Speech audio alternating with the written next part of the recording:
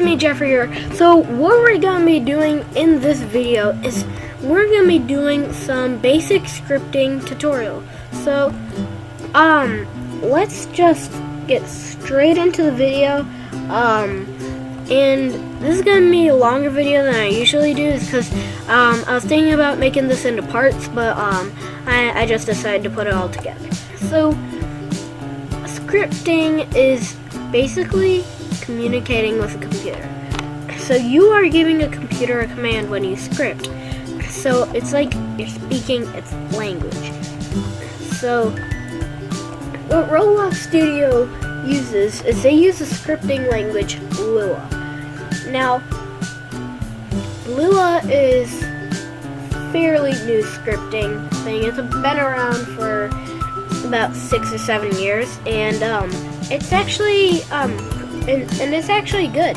So there's lots of other scripting languages like C#, JavaScript, all that stuff. But today we're gonna be using Lua. So let me introduce you to my friend Command Bar. Gonna be down here, and scripting is all about being descriptive. So you cannot miss a single letter, single word, or anything. So let me just do a simple command, like, well, if I wanted to do my math. So if I did 4 plus 5, that's an error. Wonder why? Because you're not speaking its language. So you need to put in parentheses 4 plus 5. Is that good? No. It knows the answer, but then you have to write print before it, is because then it will put it in the output so you can see the answer. Click enter, and it says 9. That's the correct answer. Now you can pretty much do any math problem. You can do minus, plus, multiplication, anything, but yeah. So let's find out the color of the base plate. So if I wanted to find out the color of the base plate, I can really do any property. I can just go into properties and then look here, it's dark stone gray. But if I just changed it to anything really, I'm gonna change the base plate to, I don't know, this. I don't know what it would be, so what I do would be, I do print. Then I said scripting has to be very descriptive. Now in the Explorer, you'll see all these little icons like the workspace, players, lighting, replicated first, replicated storage, everything. But there's one that you cannot see. That one is called game. So with every script that you're trying to get something out of the Explorer, you need to write game before it, because then that means you're using all the stuff. Then you have to type in workspaces because the base plate is in the workspace. Then write dot base plate. And finally, you name any property. Brick color for now. Enter. It'll say bright green.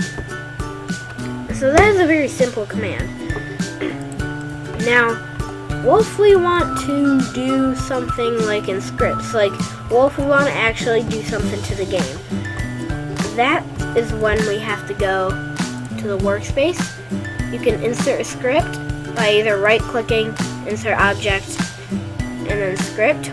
Or you can hover over it, click the plus sign, and type in script, and it will pop up right here too. So first what you want to do is delete print hello world. So what you can do is, in this episode, we are going to be talking about 3 things in scripting that are all related. So that will be functions, oopsies,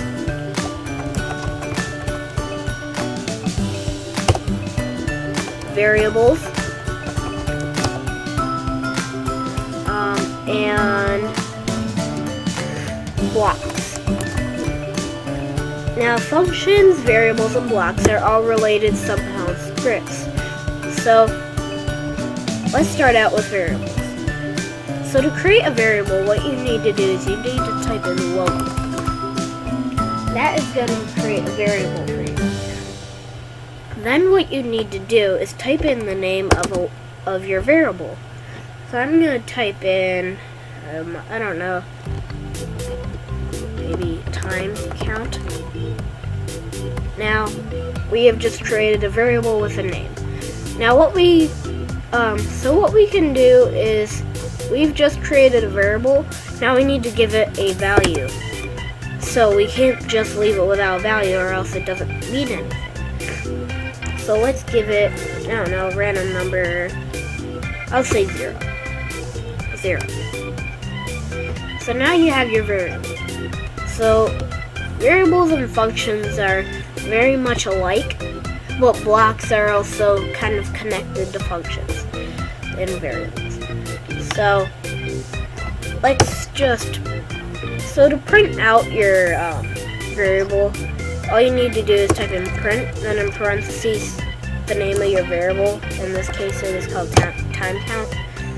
And then if I click play, it will say the value, which is 0. So in the script, we're going to go 2 lines under.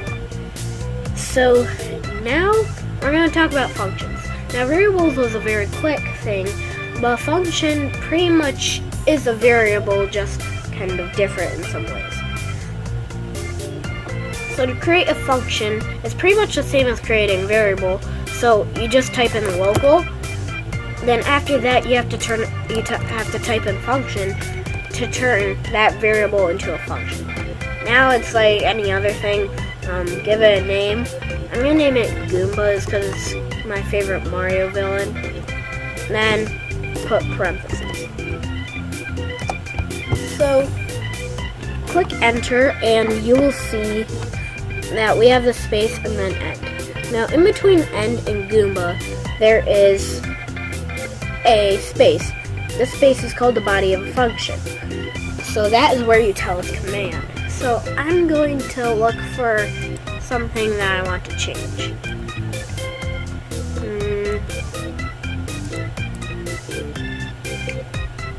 I'm going to change the material of the base plate. So I'm going to look what materials I have. I'm going to change it to neon. So right now it's at plastic. So what I would do to change this material, you can do this with any property in here, but I'm gonna change it. So let's create a part in the script. So now that we have that part in parentheses, we'd put part dot material. Now after that, we would click equals and then space. Now when it comes to writing a material or velocity, position, or parent, you'd have to put in parentheses, then put quotation marks. So you type in what you want it changed to. I'm going to change it to neon. So then, after I have that, I'm going to change the part into the base plate. So we'd go skip a line, then write the name of the function, then I'd write, so I couldn't just change it like base plate, and then, yeah, I'd have to do game dot workspace dot baseplate. So that line right here would basically change it into part. So now let's go 2 lines down. We're gonna kind of create a function that would be related to block, like kind of half function, half block. So what we would do is we'd create a function, local function, and give it a name. I'm going to call it scoreboard, parentheses. So what we're going to put in the parentheses for our scoreboard here is I'm going to put A, comma, B. So these are both the points. We're going to add them up and then see which team has the most points. Or something like that. So down in the body of the function, we can't just do A plus B. We'd have to do return A plus B. Is because return would basically mean that you are like giving back the answer. That's the computer. So now we go 2 lines under. So right here you see these little arrows right here. You can click them up and down. That means there's a block like right around here. So when you see it's kind of like indented right there, that means there's probably a block there. So what we're going to be doing with the scoreboard is we're going to be changing the value of it. So let's create a variable, local scoreboard, or actually local game score equals scoreboard. And then in parentheses, you can put any number really for the scores. I'll do 5, 9. Not really, no. Then, now that we have that down, 5 and 9 will become the values of A and B, so it will return the answer of 5 plus 9. And then under that, we'd write print, and then game score. Because game score kind of like became score. So if we play, 5 plus 9 equals 14. Alright, so now we're gonna I'm gonna introduce you to something that you probably already knew. It's commenting. You put 2 lines right there and then you just write whatever you want. Like, hello, it's me. I don't know. So what we're going to be doing with all the prints that we've put in is we're going to just kind of comment them out, is because they are kind of going to be annoying in this next part. So let's do this. So let's see which team wins. This is going to be the part that decides which team wins in the script, and it should pop up in the output. So first what you do is type in if, then, well, let me just show you an example. If true, then print A, else print, and then B. So that is like what we are going to be doing to create a team decider. So let's delete all this and delete true.